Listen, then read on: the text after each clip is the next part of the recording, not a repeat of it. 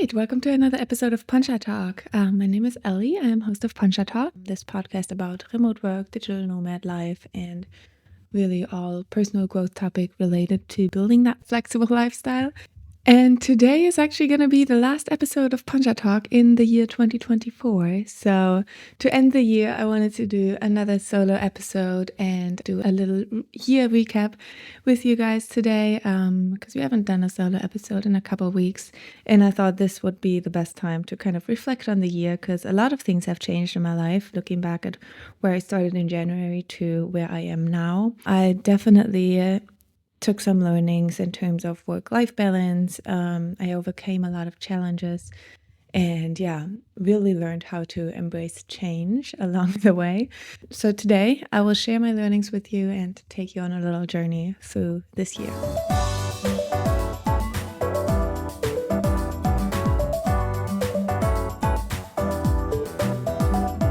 So really looking back at January 2024, it's crazy how different my life was, because at the time I was working full time. I was living in Germany. It was January. It was cold. I really had like the basic 9 to 5 consulting life, which was definitely more than just 9 to 5, but I was working all day. Then I squeezed in some gym sessions when I could, met up with friends a couple times, maybe on the weekends. But other than that, just, living the grind, working, living in Germany, where at the time in January it was dark out all the time, it felt like. So that was my life back then. And then in February, actually, I took a 2-week workation trip to Madeira, which was my first time on Madeira. And I was working full time while I was here. I was staying at a co-living. I just needed a change of scenery and some sunshine at the time. So that's why I came here, and I instantly loved the island. But I was working a lot at the time, really. I had meetings almost all day. And I was working multiple projects at the time, so it was quite stressful. And my work-life balance was non-existent, basically. But I remember like distinctly one moment that kind of made me realize that it was just a regular day. I was working and I had planned to do a hike in the afternoon with the people from the co-living. We were supposed to leave at 5, I think, or whatever it was. And like 10 minutes before we were supposed to leave, I got an email from a colleague asking me if I can help them with a report because it's urgent. They need it for this meeting with the client the next morning, and it has to be done right now, right this second, basically. And I was looking at it and I was like, well, this report is going to take me about an hour to do. I'm supposed to leave for a hike in 10 minutes. So it's like either do the report and skip the hike, or the other way around, skip the report and go on the hike. And this report was like something that really had nothing to do with it was not in scope with my responsibilities, really. It didn't even have anything to do with my regular project. So I was looking at it and I was like, no, I'd been working so much overtime. I really had been looking forward to the hike. So I politely said like, hey, I can't help you right now. I'm happy to help you the next morning, first thing. And I went on the hike. And I have to say it was a wonderful hike because we were on Madeira, What else would you expect? I was a little bit anxious because I had turned down and I wasn't sure how it was going to go. But actually, when I checked the next morning, turns out they didn't even need the report for the meeting. Client had changed their mind anyways. It was no longer relevant.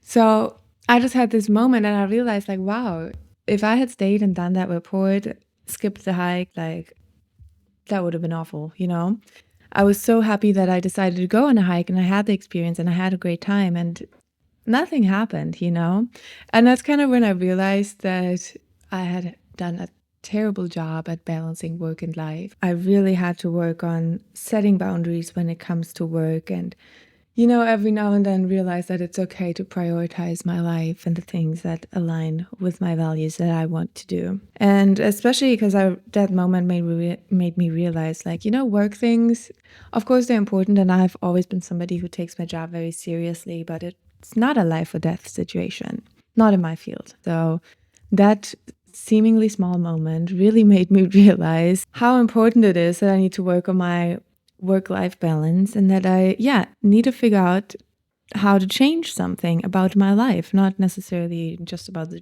specific job, but like in general, my life was just not in sync with what I wanted to do.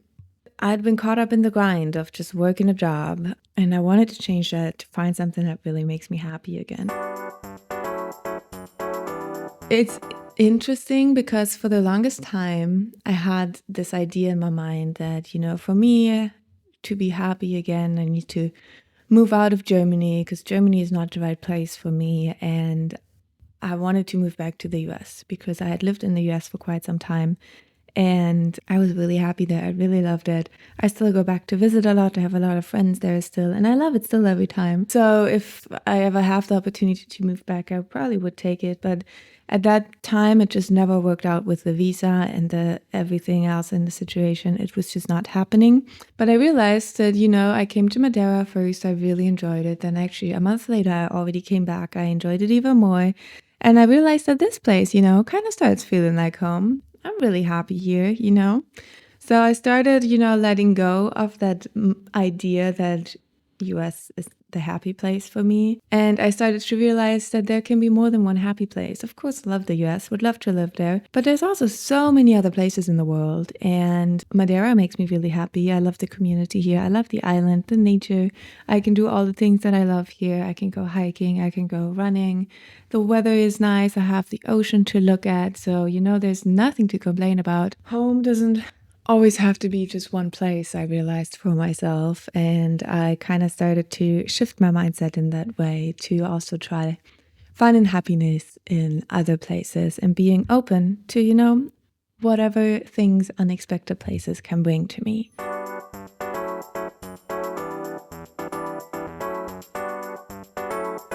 And that really goes with one of the New Year's resolutions that I had set myself last year. Like, I'm not somebody who sets like super specific New Year's resolutions. I don't think that's really useful for my personality. But it was more of like an intention rather than a New Year's resolution, I think. But I did tell myself at the beginning of the year that I want to say yes to more things. That sounds very average and basic. But it's true because, there's a saying, you only regret the things that you didn't do. And I realized for myself, that's really true. Like, I hardly ever do something and then regret it afterwards because, opportunities come up.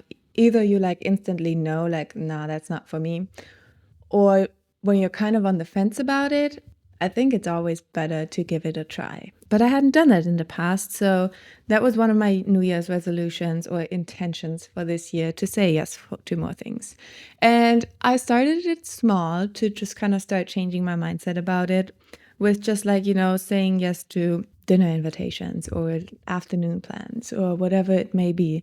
Actually, just yesterday was Sunday, and I had planned to do like a super lazy Sunday. Not lazy, but I had planned to like stay here, clean up, do my laundry, get some things done, and just kind of have a chill day at the house because also the night before we had the Christmas party and, But then a friend texted me and it's like, hey, I really want to try out this restaurant. Do you want to come for dinner? Initially, I was like, sounds great, but not really, because it didn't really go with my idea of just being in sweatpants all day. But then I thought, I've also been wanting to try out new restaurants on the island, and it never hurts to leave the house at least at one time during the day, and it's good to have nice company.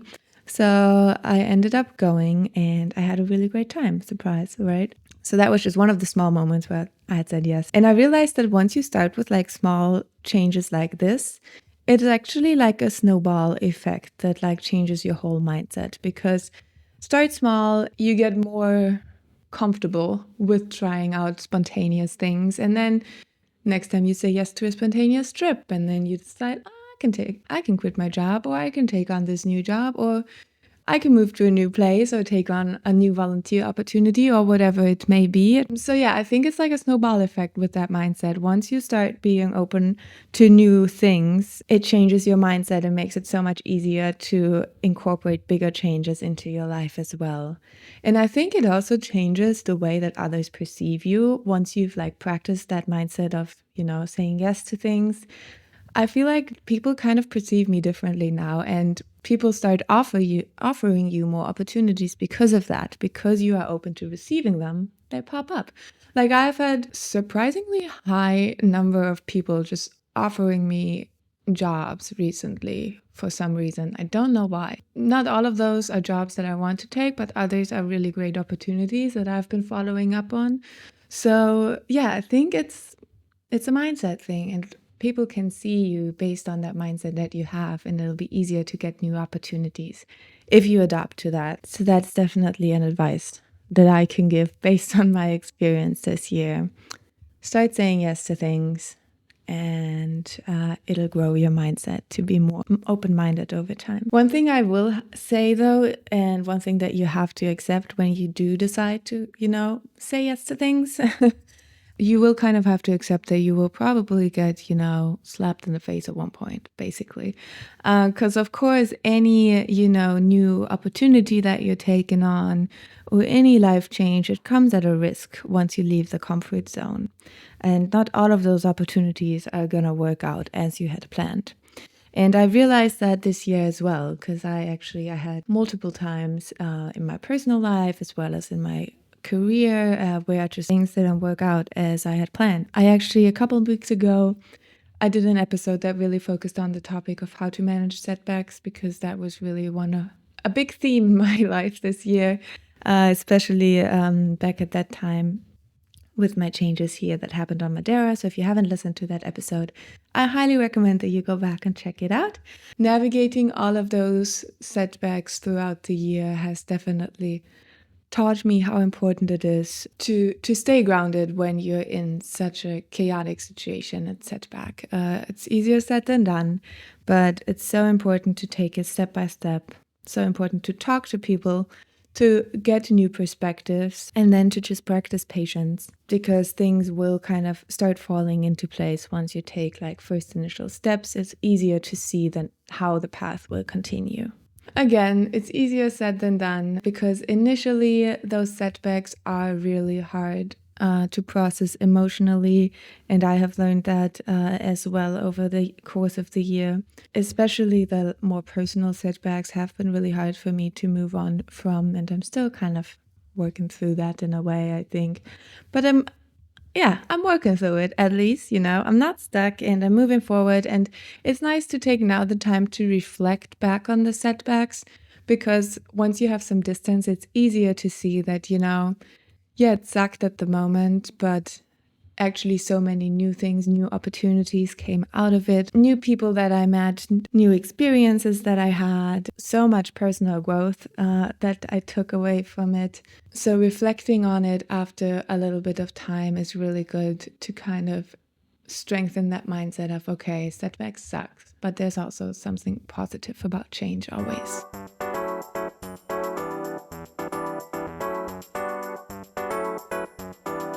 Overall, I think I've managed everything fairly decent this year, though.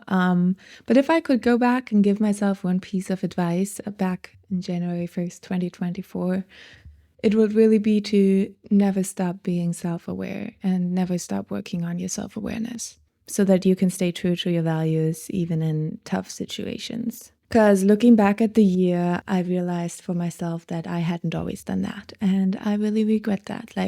Especially at times where, everything was kind of up in the air for me, or I had a lot of personal stress, or just a lot going on. I realized that I tend to cave too easily to external pressures, let's say. So, for example, someone has an opinion on it, is very opinionated about something, or they have an opinion on what I should be doing. I easily give into it, and I realized that a lot of times in that situation, this then causes me to act in a way that I don't really like. Looking back at really stressful times this year, I don't like the way I acted or that I communicated. It's not who I want to be.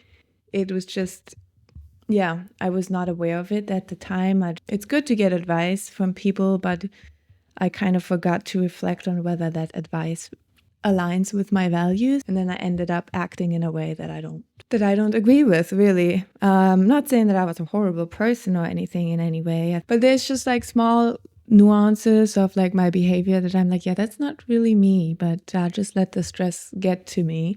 And I didn't realize it at the time because I was not self-aware. So I have really been working on improving that in the last couple months for me, mostly by journaling. So I do my daily journaling. My journaling is mostly focused on positivity to kind of help me work through those setbacks still. But I do also more and more now start focusing my journaling on reflecting on situations where, for example, I didn't like my behavior. And usually these are just small things again, but I think with so many mindset things, it's important to start with like smaller things because it'll help you learn from it so that you're ready for like tough situations eventually, I think. There's many ways that you can do that to like regularly check in with yourself to make sure you're still in tune with your values. Like I said, I do journaling. I think running is also a great way to do that, to kind of clear your thoughts. A lot of people like meditation or yoga or something like that, because I think these practices really help you focus on the things that are under your control. That's like the main thing that I've realized for myself with all these shitty setbacks and stuff that has been happening. I can't control how people act. Sometimes things just happen. Sometimes people just change their mind. But for me, it's just really important to see when I look back at those situations that the way that I acted, the way I behaved, the decision that I took, I can agree with and I can be at peace with. Because then that's really all I can do, you know.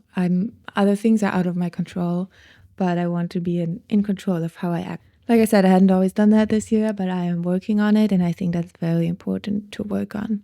Because once you achieve that, I think it also makes it so much easier to move on from major setbacks. So that'll be the goal for the next year.